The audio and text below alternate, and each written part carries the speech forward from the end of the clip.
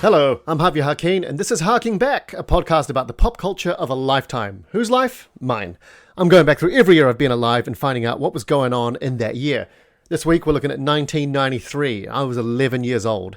First thing I remember being 11 years old, the school fair that we had at my school, I got maybe the best deal ever in my life.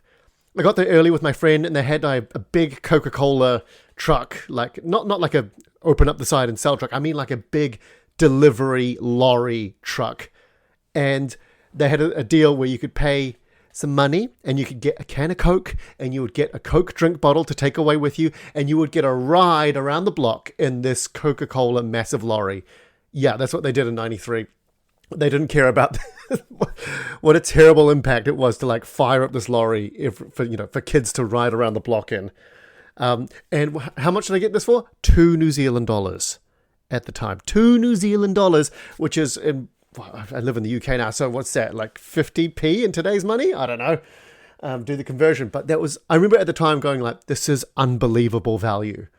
You know, as a kid, you just spend all your life just going through life and going, oh, my parents give me stuff. Or, the world just provides. This is the first time I had money. I think I was given like $5 or $6 to go spend at the school fair. And my parents were like, that should last you all day. And I remember spending the $2 on this and just going, this is a bargain I cannot pass up. I don't think I've had a better deal in my life since that day. $2 for a ride in a Coke truck with Coca-Cola and a Coke drink bottle to take away as a memento. Fucking bargain. Talking about money, I found out that the cost for a 30-second Super Bowl ad in 93 was $850,000.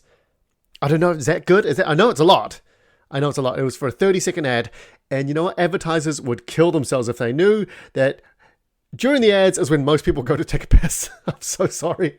Imagine being there going like, hey, I spent so much, almost $1 million on this ad. Did you see it? You're like, oh no, sorry, mate. I was taking a piss. Real sorry. Also, this is the US, of course. The median household income in the US in 93 was $31,000, around that. And the average cost of a new home was about $113,000. So, yeah, they've gone up so much since then. If you are a person today that can't afford a home, it's not your fault. I'm going to Robin Williams here. It's not your fault. Look at me, son. It's not your fault. I found out in 93, Mattel and Fisher-Price announced a $1 billion merger. I don't know. Sure. I mean, Mattel's famous for Barbie and like Hot Wheels, and Fisher-Price is famous for like baby toys. I don't know what they made together. I should have researched that. Sorry. Why am I bringing this up and not telling you what they did? Like, they made the Barbie Hot Wheels, like, you know what they could have done? Did Fisher-Price make that really famous like toy toddler car that's got like the red body and the yellow big tall roof on it? They could have like made a Hot Wheels one of that. That would have been awesome. That comes with the Barbie that sits on the side with you. I don't know. Can you tell I'm making this up? What was going on in 93? Windows 3.1 was the most popular operating system, and it was the brightest operating system you've ever seen. Go back and Google a picture of what Windows 3.1 looked like, and just the colors they chose were just very much like computer thinks you'd like this. Like, they were so bright and so garish, these colors. Like, the only thing worse for your eyes than staring at the sun was being on your computer at night with the lights off and 3.1 scarring your retinas. I remember it well. CERN, those people in Switzerland, the scientists, they released www into the public domain, which means we have internet. The public has internet. We can get access to the internet. There were only 623 websites available in the world by December of 1993. I mean, most of them were there for like scientists to communicate and share information between universities. That's what it started with. And now the internet is 96% porn. It really is. And this is why we can't have nice things. Like, isn't it terrible? Like, the people that made this were like, oh, look at this. We're going to be able to share information, like advance mankind and have all these things and collaborate. And everyone's, no, porn. That's what we use it for now. You know what? I think every technological, this is why we don't deserve technology. Every technological advancement, every major one, has just led to porn. Like when they made the telephone, they were like, oh my God, look, we can communicate instantly across vast distances. We don't have to rely on letters or telegraph. We can talk to each other. What came next? Phone sex. We turned this amazing invention into porn. Then we got the television. We go, oh my God, we can transmit images and moving pictures and we enrich people's lives. And then what do we get? Porn channels on TV. That's what a lot of people spend. And now we get the internet. We can do this, and now it's porn. If you give a guy a bionic hand, what do you think's going to happen? Yes, he's going to immediately rip his dick off because he's not going to know his own strength anymore. You get what I mean? Anyway, 93, we get the internet, and we don't deserve it. In 93, Sign Language by Jerry Seinfeld. It's a little book he wrote about, this was, I found this so fascinating. It's a little book called Sign Language by Jerry Seinfeld. I see what you did there. And basically he'd taken all these ideas that probably didn't make it into routines, and just put them out into a little book. Like he kind of like, didn't make them comedic routines, but just coherent thoughts of, and you can see it was just like a little comedic recipe book of ingredients or methods. And I found it quite fascinating at the time. Like, what was it? One of the things in there, like, yes, he made a good little observation in there. Like, you can describe distance by time, right? Like, how far was it? Oh, it's 20 minutes that way. But you can't do it the other way around. Like, how long till lunch? 2 miles. Doesn't work. And I always just remember thinking, like, this is so fascinating, even though that didn't make it into like a joke of his, I don't think, on stage, but just having all these little thoughts written down. Oh, I found it fascinating. And by the way, if you are thinking about getting into comedy, number one thing you need to do is get a notebook. You've got to, or have somewhere on your phone to write ideas down. Anything, when you get an idea, you've got to write it down. Because what happens is when you're starting out, you write down some ideas and they become your first set. And then when you go thinking about more ideas and more jokes, you'll think of something and you go, oh my God, that's so funny. That's so good. Should I write it down? No, because it's too funny. How could I forget that? And you'll forget it. You will absolutely forget it. I know I had at least 4 or 5 ideas that are better than anything I've performed on stage in my head at one point, and I didn't write them down because I was like, oh, this is great. How am I going to forget this? And the next day I forgot it, and fuck, you just can't get them back. There's no getting them back. So write things down. Talking about the internet coming out in 93, these words, I found an interesting fact, these words all appeared in print for the first time in 93. Words like the back button, website, and web page. Can you believe that it had not been used in written print before 1993? Words like e-commerce, body camera, DVD, or jukebox musical. Jukebox musicals, by the way, I mean, they are really the fast food of musicals. I mean, like, who cares?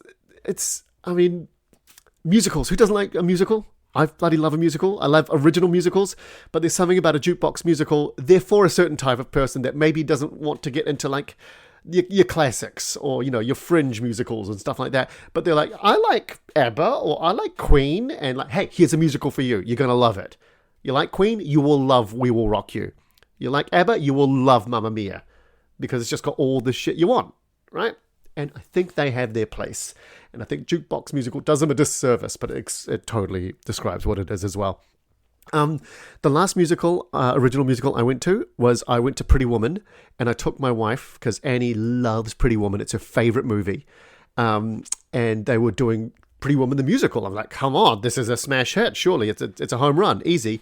And we went to the musical, Pretty Woman the musical, and they fucked it up. Like, what? How do you do this? And they didn't fuck it up because they fucked it up because they tried to bring in too many original ideas and start new stories into something that no one wants. We're all here because people love the movie. All you need to do is sing the movie. That's it. The scenes are written, the story's written, the characters are there. Guess what? Everyone already loves them. It's easy. Just turn the lines into songs, make them rhyme, write some songs about what's going on in the movie that's already written, and you're golden.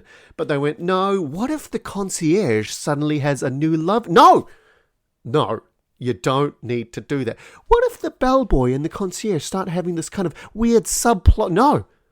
No, just sing the fucking movie. Oh my God, I was sitting there kind of hating it for two reasons. One, because it was just this is not good. No one cares about this. And two, really frustrated of how you fucked up this app. It was on a plate, people. It was on a plate. Apparently the Back to the Future musical is very good, and I betcha it would probably be because they just went, let's just sing the movie. I haven't seen it, but anyone that's seen it, let me know. What else happened in 93? Beanie Babies are launched. These little soft toys that apparently went crazy. Like, I think they were the Funko Pops of their time. And I think people were like going crazy about them because one, they were insanely popular, and two, people started talking about the resale value they would have as like, collector's items. I think in about 10 years or less, they were completely worthless and no one gave a shit about them anymore. They definitely didn't come to New Zealand, or if they did, I didn't remember or notice. One of the saddest things I think I've seen was a clip or a picture of a couple getting divorced, and in the divorce settlement in court, they've got a big pile of Beanie Babies that like they bought together, and the judge has clearly gone, I'm sick of your arguments. Just put all the Beanie Babies on the floor, and you take turns picking one until there are none left. And that's how you're going to decide who gets which one. It was just so sad. It's like what my mum would do when my sister and I were fighting. By the way, ingenious, my sister and I would fight over what we wanted to watch on TV. And my mum would come in and go, right, okay, if you can't decide, I'm going to set the timer and you can have 15 minutes each. And we were like, well, that doesn't, programs are 20 minutes or longer. And she was like, well, tough luck. Guess you should get on. Ingenious. What was going on TV? And TV in 93, 90210 was riding high. And also, I found out that Hilary Swank got fired from Beverly Hills 90210. I didn't even know she was on it. Like, I watched this show through osmosis. My sister loved it. I think I've talked about this before anyway. But I didn't know that Hilary Swank was on there. So she was a love interest for the blonde guy with the curly hair. Zach? Was it Steven? Zach? I can't remember. Anyway, and apparently she just got called into the offices and they were like, hey, look, it's not working out. And what wasn't? And I don't know. We all know she's a good actress.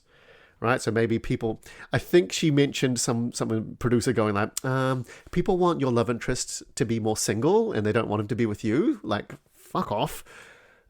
Anyway, she got the best revenge ever because she went on very shortly afterwards to win an Oscar for Best Actress for Boys Don't Cry. And then she went and won another one a few years later for $1 Million Baby. So she turned around and just gave 90210 90,210 fuck yous. Well done, Hilary Swank. Other TV shows that come out in 93, Lois and Clark, The New Adventures of Superman. This was very exciting for me because I was like, I think I like superheroes now. I definitely did because X-Men, the animated series, has got me into superheroes. Superman, I'd always found quite boring, to be honest, because Superman there was no weaknesses. He's Superman, like you can't hurt him. And when you find out when someone is invulnerable, it's very low stakes. Like, the crux of every Superman story was, will he be strong enough? And turns out he was, every time.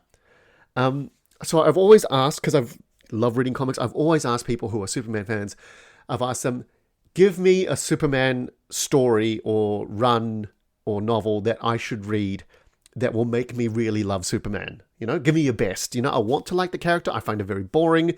And someone suggested Grant Morrison's all-new Superman, and I read it. It doesn't make any fucking sense. Like, I don't get it. So if that was your best shot, it didn't win me over. Sorry. If anyone else has any suggestions, let me know. So Lois and Clark comes out. The X-Files comes out. I didn't watch it. Too scary, and it was on too late at night. But it was so popular. So incredibly popular. They made a movie out of it. That's how you know a TV show was killing it in the 90s. If it was doing so well on TV, the movies came and said, you can be a movie now. It's funny because I think things have really turned around now. Like back in the day, it was like movies were the big pinnacle. That's they were on the pedestal. They were the highest, classiest form of visual media. And TV was for the masses. It was for like the common man. It was for like working class. It was like just trash. It was just fast food, right? And now no one goes to watch movies anymore, really. And what everyone raves about is TV. Have you seen this series? Oh my God, it's so good. Have you seen The Wire? Have you seen The Sopranos? Have you seen whatever, Vikings? Have you seen this? The Boys? Everything. It's so funny how now TV has become the thing people really are like holding in high esteem. And movies that come out, they're like, oh yeah, okay, I'll go see that. Yeah. The last movie I went to go watch was Deadpool and Wolverine, which was very enjoyable. Not super satisfying, but very enjoyable. And that was just because I was like, I've just got to go watch this because it's going to be fun. Yeah. But anyway, a little observation of mine. Frasier comes out in 93. SWAT Cats, if you remember that, if you were watching cartoons around then, which was totally a Teenage Mutant Ninja Turtles ripoff. Around that time, there were so many of these TV shows trying to cash in on the popularity of Teenage Mutant Ninja Turtles. So you got things like, they became ridiculous. There was like Battletoads and Street Sharks. Like these, like clearly again, boardroom manufactured. Okay, we get what's really a dangerous animal. Okay, yeah, sharks, and we'll put them in like Doc Martens and jeans. Yeah, nice one. There was biker mice from Mars. These alien mice that, that rode around on choppers. And by chopper, I mean like modified Harley Davidson kind of motorcycle, not a helicopter. Oh, they were low. And SWAT Cats was just on the pile of one of these. It was just two cats who were, they rode around in a jet, which I argue is one of the worst places to defend a city. Like a jet is great for open combat, but they would always fly this jet down, Lexington Avenue or, it's always New York. They're always set in New York. And I'm always like, this is a jet. If you fuck up on the first pass, it's like several miles to turn that thing around to have another pass. By that time, the guy's gotten away. They're like going after pickpockets. What are you doing? Also, SWAT Cats was funny because it was spelt with a K. The cats were spelt with a K. There was a real trend in the 90s to misspell words on purpose. And I guess to try to make them seem more edgy and more rebellious or more street. And that would just not happen today because if you're going to Google it, people are going to misspell it, right? And companies that do try to do that, they always fall in this like, okay, yeah, we're like this, but it's spelt like this because it's very clever. And when you have to explain it, it's shit, isn't it? Mighty Morphin Power Rangers comes out in 93. Oh my God, what a genius idea this was. Take old Japanese footage and repurpose it into a new show. So they just film all the actors doing like the talking and the dialogue and the story. And when it's time to go to action, they're like, oh, we've got it already. We bought it for cheap as chips. It's this old Japanese TV show that we bought it. And look, we're just going to make the story fit this. I would love to do this as like a fun challenge. Just be given some like stock footage and just be like, okay, make a series around this. Okay. Write to connect the dots narratively on this. Or like what we could do is give failed TV shows of today to studios of tomorrow and see what they come up with. Just like give them bits of like MCU Phase 4 or Star Wars projects since The Mandalorian Season 2 and just go like, here's some scenes, please make them better. Please make them something better. By the way, the guy that wrote the theme tune for this, Carl Saban, from Saban Entertainment, he just knew that a theme song would absolutely sell this TV show. I think he also did the theme tune for like things like Inspector Gadget and something else you'd know. But yeah, the guy was I remember hearing a podcast about this guy, Carl Saban, and he was a businessman, wheeler dealer. Like the guy saw opportunity and he saw this. I think he was in a Japanese hotel room watching, these reruns of these shows, and he went, wait a second. Fair play to him. Okay, let's move on to video games in 93. And my God, we are getting to some groundbreaking stuff now. A lot of stuff I remember.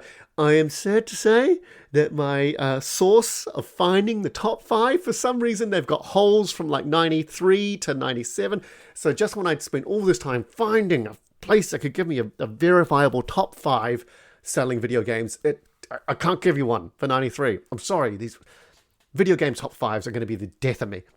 Anyway, so let's talk about some of the ones big games that came out that year anyway.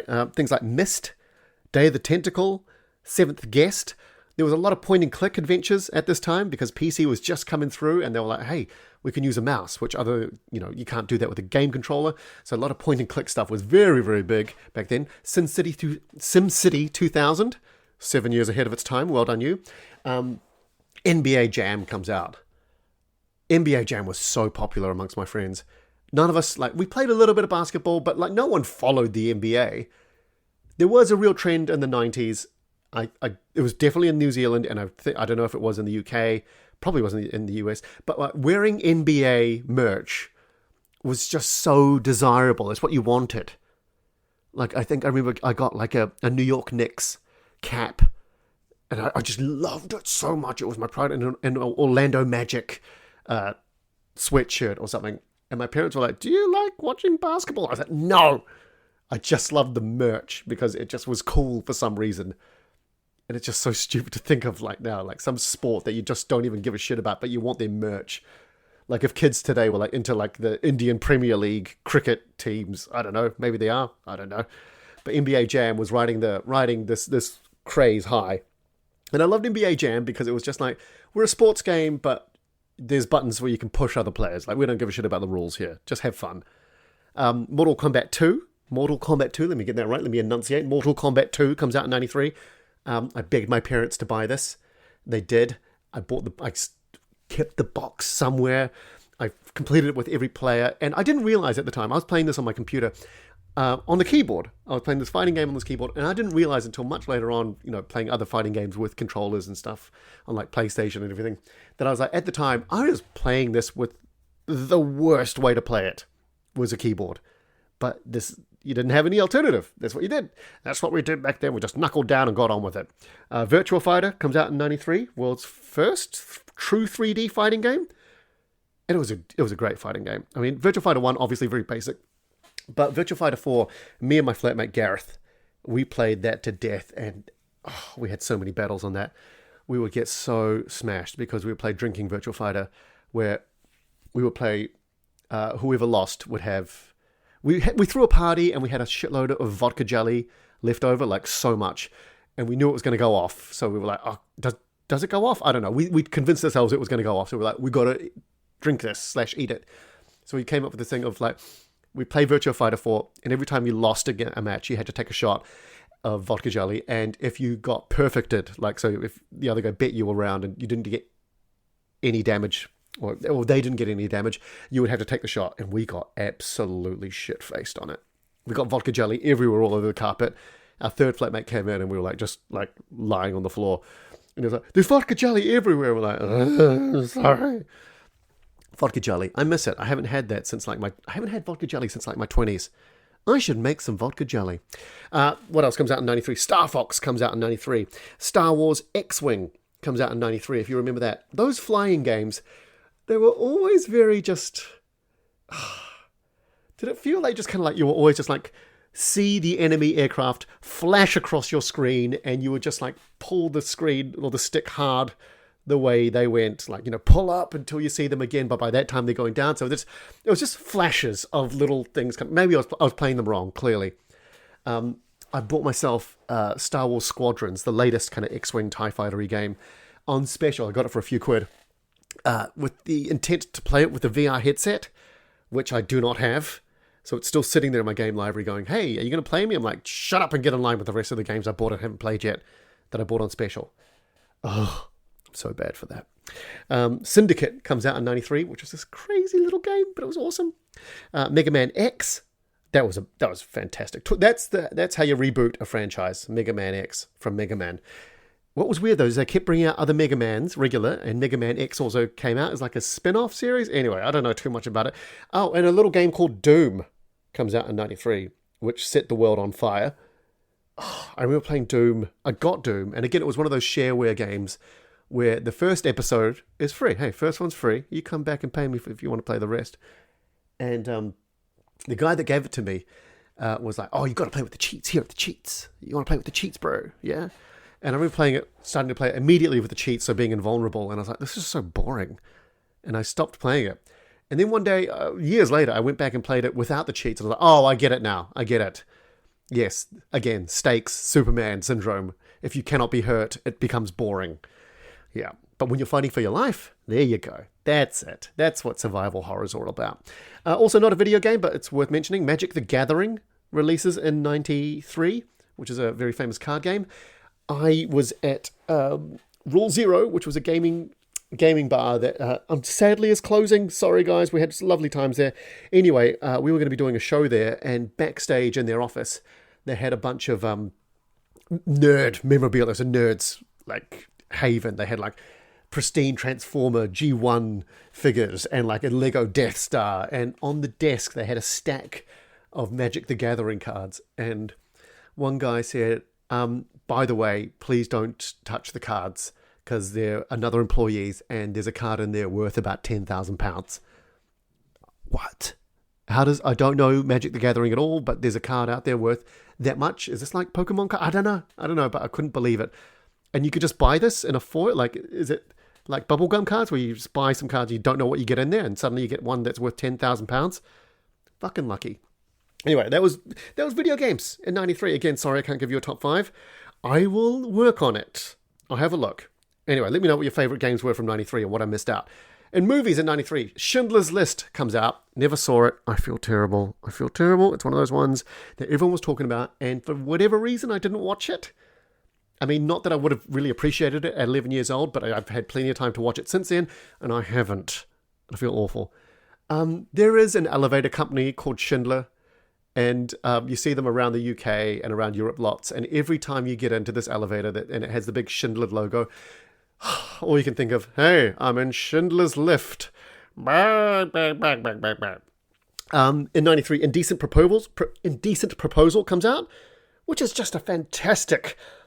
Watch this with if you've got a long-term partner, watch this with your wife, your long-term partner, whatever, and just have that little, you're going to have the little conversation. Because if you don't know Indecent Proposal, it is Woody Harrelson and Demi Moore are a couple, and then one night, billionaire Robert Redford comes in and sees Demi Moore and offers $1 million to spend one night with her.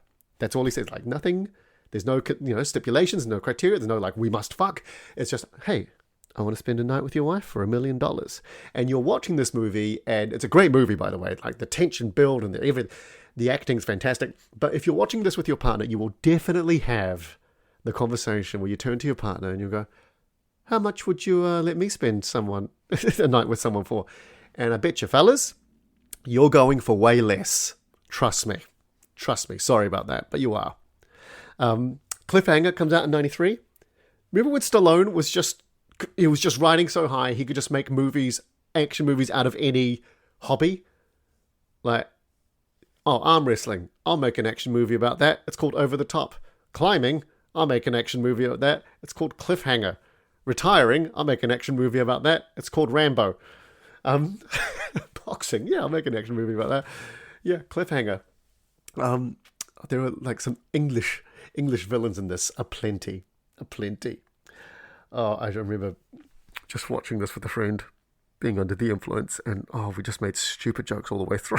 It's one of the best ways to watch 90s action movies, is you just have whatever substance of your choice, and legal, of course, legal guys, and just go back and watch these over-the-top 90s action movies. Amazing. Groundhog Day comes out in 93, one of the best comedies ever made, and imagine that pitch meeting. Tell me about this movie. Oh, Bill Murray's immortal, and he's really pissed off that he is. Sold. We're making this. I love that in this movie they never explain why he's living the same day again and again and again, and he cannot die or cannot escape this time loop. I love that they never explain it because the movie is about his reaction to it. And I feel like a bit of a hypocrite saying that because I've seen other things that are a bit artsy, and I'm like, can someone explain this? And everyone's like, oh, it's not about that. And I'm like, no, it is for me. It is for me. So I do feel very hypocritical when I say I don't care that they didn't explain the time loop in Groundhog Day. Cool Runnings comes out in 93. I used to do a bit of stand-up about this, about how the Winter Olympics, I like the Winter Olympics because it's the only Olympics where white guys have a chance, right? Because it's so rare you see black people in the Winter Olympics. I said, seeing black people in the Winter Olympics is so rare, they made a movie out of it. Cool Runnings, the Jamaican bobsled team. Yeah, the Jamaica entered a bobsled team into the Winter Olympics, and they said, you'll never win. And they were right. They didn't win. But everyone was watching this movie. It was a real feel-good movie. It was so good. I see pride. I see power. Remember that scene in the mirror? It's great. great. And also, great idea. Taking sprinters to be bobsled. I don't know, there must be another crossover somewhere. I don't know, like taking gymnasts to be, I don't know, pole dancers. Fuck, did I just say that? I'm sorry. That's so... Okay, it's been fun doing this podcast now that I'm going to be cancelled. Dave comes out in 93. This little gem. It's got Kevin Kline and Sigourney Weaver, and Kevin Kline plays a lookalike for a president in the movie, and the president has a heart attack and he goes into a coma. But to not alert the public, they bring in the lookalike, and he starts changing policies. Every president or person in power needs to see this movie. And they also, when they see this movie, as soon as the credits roll, they need to bring in a person who looks exactly like them. Shit would get done, I promise you. Three Musketeers comes out in the 90s, and The Three Musketeers is maybe the most peak 90s movie ever. I did a top 5 about why The Three Musketeers is the most 90s movie you'll ever see. I'll find it on my socials. Just scroll down until you find it. I mean, Charlie Sheen was still a credible actor. Chris O'Donnell is still a major A-lister at this point. Like, for a period, you know how like period historical movies these days, the villages and the sets, they're run down, they're dirty from use, you know, they're realistically shit, you know. In The Three Musketeers, the costumes, the sets, everything all looks brand new. The hay that they fall into is freshly hayed. I don't know what the right verb is for that, but go back and watch it, and you're like, why does this look like it's a performance? It's because everything is new. The costumes are new. The sets are new. The paint is not dry yet. It's so good. And the song for this, they make songs for movies back then. And it was for All for Love, written by Bryan Adams. 'Cause it's all for one and all for love. How 90s could you get? It was sung by Bryan Adams, Sting, and Rod Stewart. They were like, okay, how can we like really intensify this old white guy singing this? Let's get in 2 more old white guys. Fucking love it. Last Action Hero comes out in 93. Teenage Mutant Ninja Turtles 3 comes out in 93. Falling Down comes out in 93, which... Ugh. If you haven't seen Falling Down, stop whatever you're doing. Go watch Falling Down. It is a movie about a man rebelling against modern society, made in 93, and it still holds up 30 years later. I promise you. It is Michael Douglas's best movie. Fight me on that. And Robert Duvall plays this beautiful character who is just so torn, but is completely right. It's fantastic. And the pacing in this movie, like the acts of rebellion, from where this guy starts off, from what's happening in this movie, like the acts of rebellion and destruction, to where it finishes, the build is done in such a perfectly paced way that it makes sense that by the end, yes, he does have a rocket launcher. Sorry, did I just ruin it? Anyway, go watch it. Rudy comes out, which was Sean Astin. Is it Sean Astin, the actor who does that? Sean Astin's most... famous role until he was Samwise Gamgee in Lord of the Rings. It's my wife, her family loves this movie. I can say that again. My wife, her family loves this movie. There we go. I can work. Oh, fucked that up. Words are hard today. Rudy is one of my Rudy is one of my wife's family's favorite movies. Her brother in particular. And like, it was one of those things where he found out I hadn't watched it, and he was like, I swear, I went down, he was almost like, I need you to break up with my sister until you watch this movie. And then I think he made me sit down and watch it. It was one of those ones where like people go, you have to watch it. And some people go an extra mile and go, I've got it right now. I've cleared your schedule. Sit down. It's going in the DVD player right now. Go watch it. It's a classic. Much Ado About Nothing comes out, the Kenneth Branagh version. And this was the first movie where I ever watched it, and it made me understand Shakespeare. Like, it was just filmed and directed in a way that you understand what's going on without having to actually have watched or read any Much Ado About Nothing. And it was the first time I saw it and just went, oh, I can see how people would have actually enjoyed a Shakespeare play. Because before that, it was just, you'd read a Shakespeare in school or whatever and just be like, who the fuck was watching this? Who was understanding this? Who was enjoying this? And you watch this movie, Much Ado About Nothing, oh, okay, oh yeah, you can make it funny. There is actually such a thing as a Shakespearean comedy that's funny. It's good. A Bronx Tale comes out, which is an underrated film with Robert De Niro and Chaz Palminteri. Anyway, it's a great gangster film. Super Mario Brothers comes out as well in 93. Oh my God, what an absolute clusterfuck of a movie this was. This is why studios were so reticent to make movies out of video games.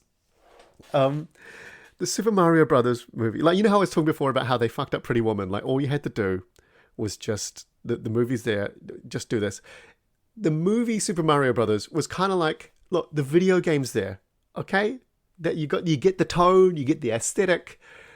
Yeah, that's all you got to do. And the director on this one went, what if I made the Mushroom Kingdom a cyberpunk, gritty, dystopian Blade Runner knockoff world? And what the fuck? No, yeah, I see it now.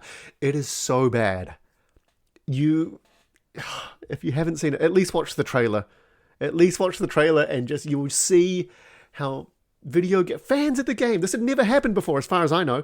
A video game had never been made into a movie, right? It had been done the other way around with varying degrees of success. But a video game becoming a movie, this is huge. This is huge. And, what bigger franchise at the time that stood the test of time so far to 93 than Super Mario Brothers? It's going to be a home run. And, oh my God. It's everyone these days that whines about like, oh, they made my video game a movie and it wasn't very good. You shut the fuck up, because you did not have to live through the disappointment of Super Mario Brothers. Ugh. Kind of want to go back and watch it now. It starred Bob Hoskins and John Leguizamo and Dennis Hopper. So I wonder if Dennis Hopper, I mean, was he sober by then? Or was Dennis Hopper just so high he read this script and was like, yeah, this makes perfect sense to me. Yeah, I'm a lizard crime underworld boss. Yeah, with a massive tongue. Got it. Yeah. Anyway, go watch it. Top 5 movies in 93. At number 5, Sleepless in Seattle, Tom Hanks. And remember, Meg Ryan was big back then. Number 4, The Firm, Tom Cruise running, being a lawyer. Number 3, The Fugitive, Harrison Ford running, being a doctor.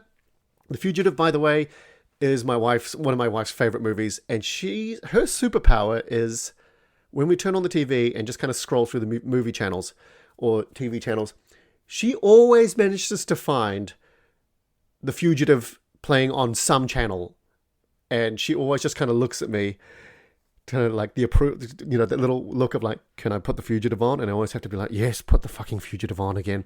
I have never sat down and watched The Fugitive start to finish, but I've seen that movie 6,000 times. I didn't kill my wife. I'm like Tommy Lee. I don't care. I don't care anymore. I get it. Number 2, Mrs. Doubtfire.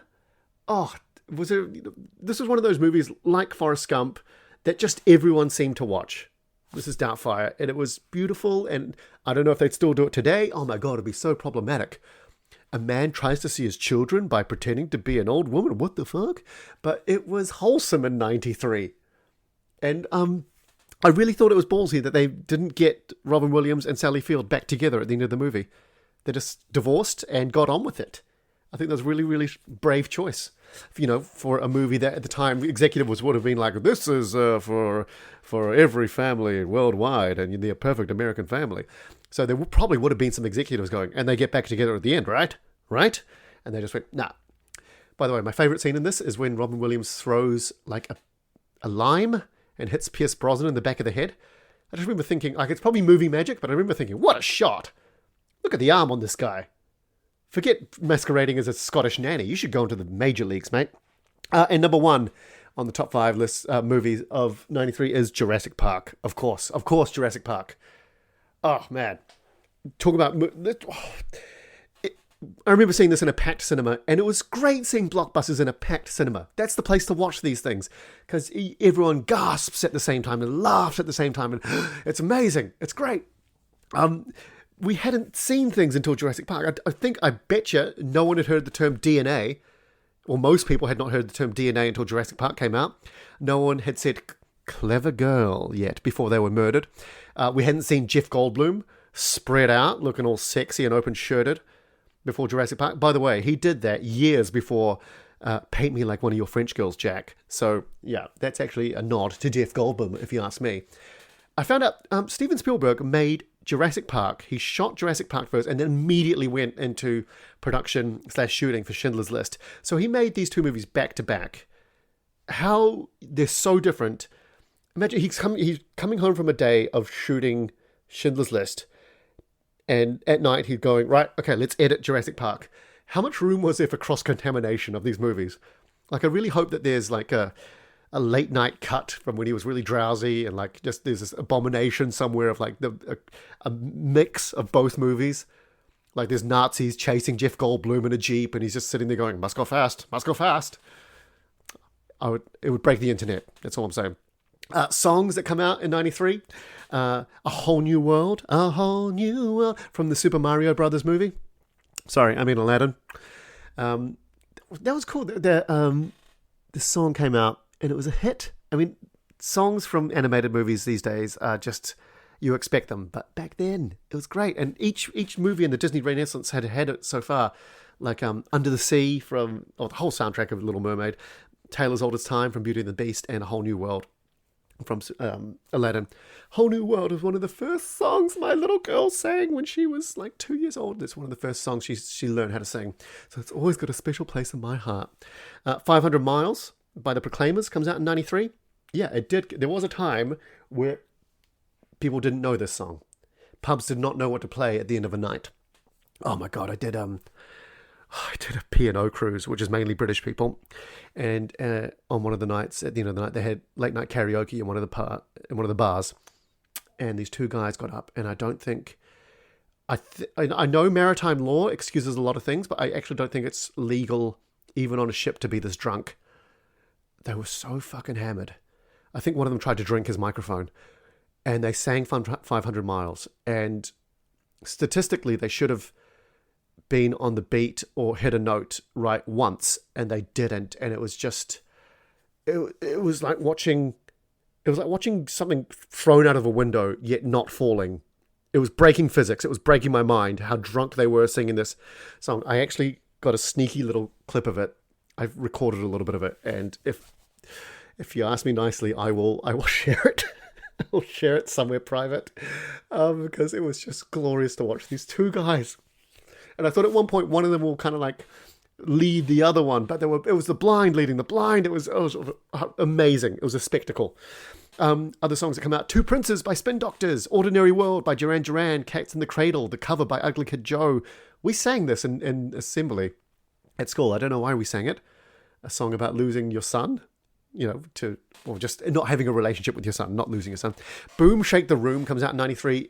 Best best Will Smith song. Why did I say Michael? Why did I say Michael? Why did I say Michael? Anyway, it's the best Will Smith song in my mind.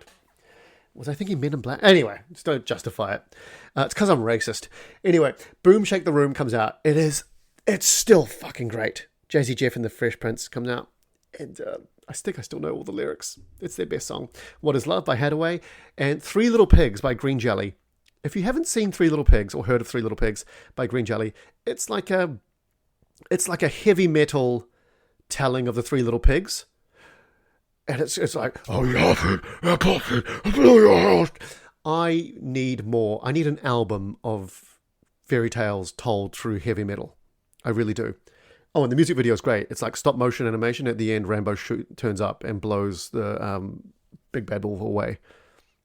And a lovely taste of irony. Top 5 songs. We need more of this in this world. Green Jelly, I don't know what else they did, but I'd love to think they have a back catalogue of these that I just have not stumbled across. Top 5 songs in 93. Number 5 is Freak Me by Silk. Don't know it. Number 4, That's the Way Love Goes by Janet Jackson. Don't really know it. Number 3, Can't Help Falling in Love by UB40, which is a cover from an Elvis song. Number 2, Whoomp, There It Is by Tag Team. And number 1, I Will Always Love You by Whitney Houston. Not my favourite top 5 out of we've done. Maybe one of my least favourites, actually. I mean, Can't Help Falling in Love is good, and Whoop, There It Is good. Not huge fans. I appreciate I Will Always Love You by Whitney Houston, but my God, it was so overplayed. This might have been one of the first songs I remember hearing, and just, you'd be out shopping or listening to the radio or whatever, and you'd hear this, you'd be bombarded by this song, and you'd hear it, and you'd never actually noticed background music before, like in a mall, but you'd hear it and you just prick your ears up and just go, it's that fucking song again. Yeah, so it's a great song, but it's just been so overplayed for me. So overplayed.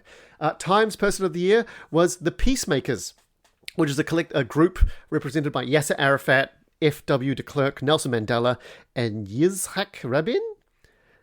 These guys were doing things like overseeing the end of apartheid in South Africa. They were signing peace accords in Israel. Did I read that right? Oh, God. You know what? You know how I said, I said this podcast is not going to be political. I really painted myself into a corner here by including this segment. I just thought it'd be fun to work out find out who was Times Person of the Year every year. In this podcast where I'm not being political, Times Person of the Year is getting increasingly more and more political, and every time I talk about it, I just feel stupid.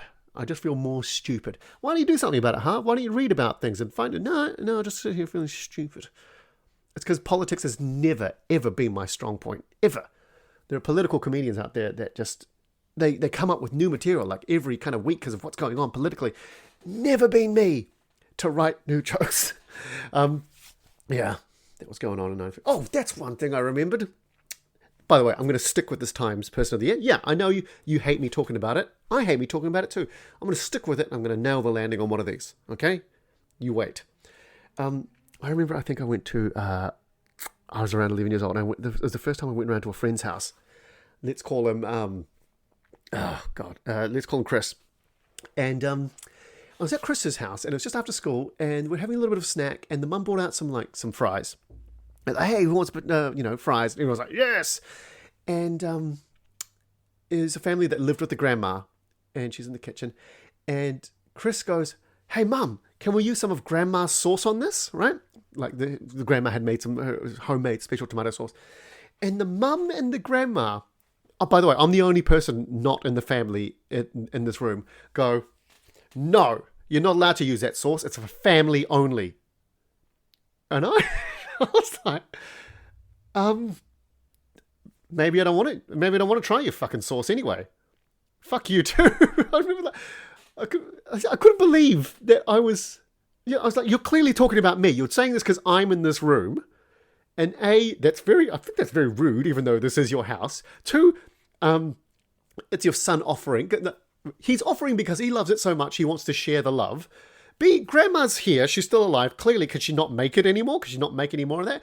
And four, just don't. Just don't like that. No, it's for family only. What a way to tell me you hate me. Ugh. Did not like that at all. And you know what? It made me not like Grandma. It made me not like Grandma. Because the mum said that and the grandma was there. And I was waiting for the grandma to go, if that's your sauce, you'd be going, no, please, enjoy my sauce. I made it with love to share with them. And she's just sitting there going, yeah, it's for family only. Nah, who the fuck is this? Fuck you, Grandma. You know what? I'm going to make a sauce and you can't have any. Because you're probably dead by now. I'm not bitter at all. Yeah, that's right. I get dark at the end of the podcast. Okay, guys, I'm going to leave it there before I say something really incriminating. I'll never tell you where I hid the body. It's under all the sauce. Thank you so much for listening and supporting. I really love coming and seeing the numbers and seeing people are downloading the podcast. Like, I started this as a little stupid side project, and I'm really enjoying it. Really enjoy it. So thanks again for listening. Join the Discord. When I say let me know about things in comments, there's a Discord there, or if you want to comment under the posts I make about when I announce the podcast coming out, do it. I'd just like to hear your feedback and your thoughts. Anyway, guys, I'll leave it there and I'll catch you next time. Thanks. Bye.